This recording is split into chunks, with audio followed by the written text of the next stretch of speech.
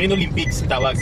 So ano nangyari, may Japan, Korea, tsaka Philippines.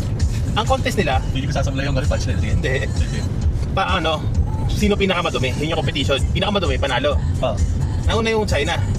So kinuha, Japan, sorry. Noon ng China kasi kahit saan sila sumasalpak. Japan, yung kinuha niya yung boat niya, binato sa pader. Dumikit. 1, 2, 3, 4, 5. Hanggang umabot ng 2 minutes. Palakpakan yung mga tao. Tapos yung second, yung Korea. So binato niya. Putik, umabot ng 24 hours. Palakpakan. Tapos yung Pilipino na. Di ba, yung Pilipino na, turn. Sabi, boo, binubuno ng mga tao. So binato niya sa pader. Pagkapato niya sa pader, nalaglag agad. So sihiyawan, boo, boo.